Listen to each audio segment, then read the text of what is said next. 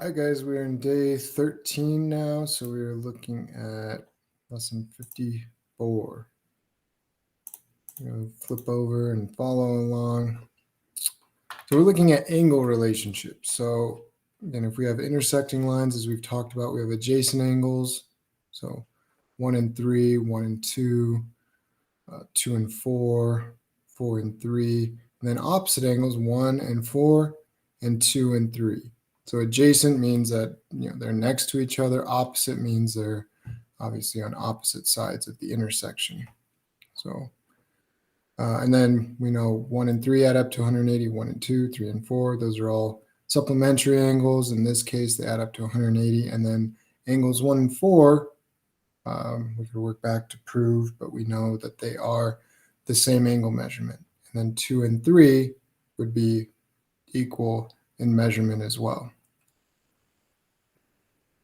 So if we're just given 1, we know those rules of supplementary and opposite angles to figure out, well, let's say we're given 60. It's got to be 120.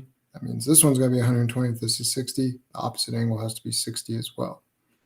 So knowing what we know about supplementary angles, and that make it pretty easy to find.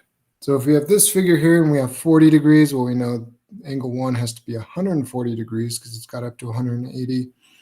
40 means angle 2 has to be 40. 40 plus 90 is 130. So angle 3, based on what we know about interior angles of a triangle, has to be 50. 50 plus 130 equal 180. So straight line,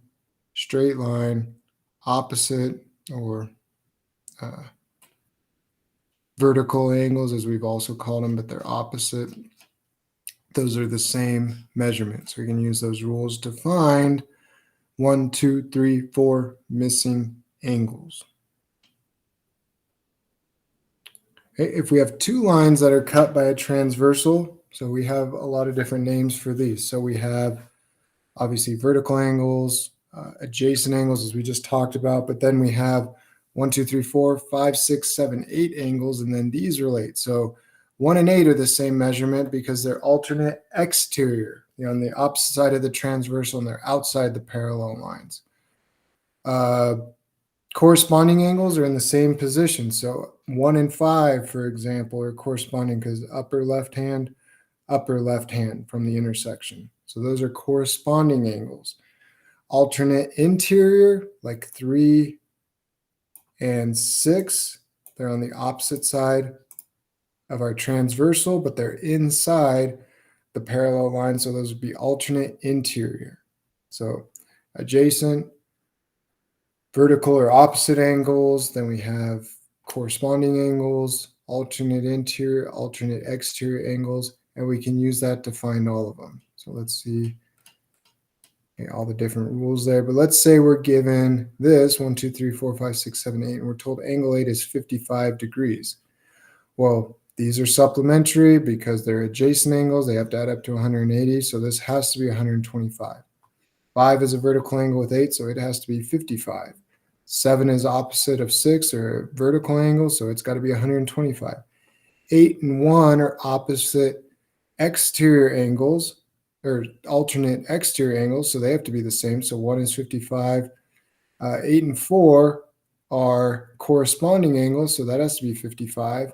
And then 2 and 6 are corresponding angles, so those are the same measurements. Or 2 and 7, alternate exterior, those are the same measurement.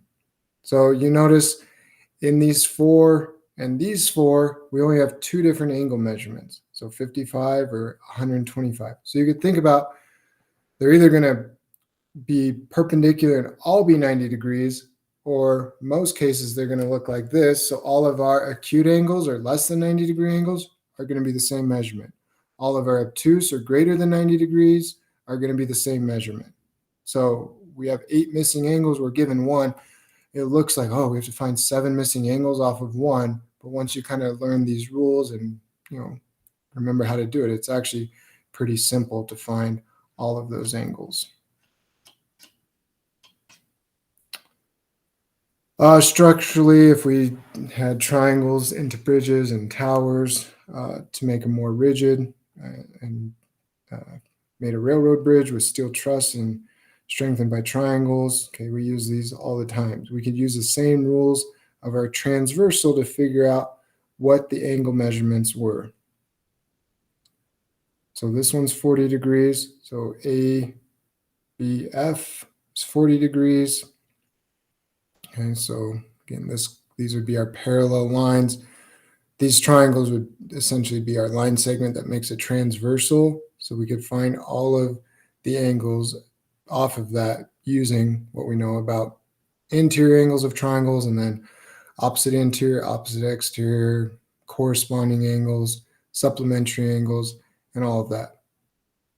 So if this was 40, this one's 40. And if this is 40, this one's 40, which means 44 plus 40 is 80. So this one has to be 90 degrees. So you'd use all that to fill in all of these missing angles. Okay, go over these practice set problems as a class. That is the only one we have for today. So we'll see you in class.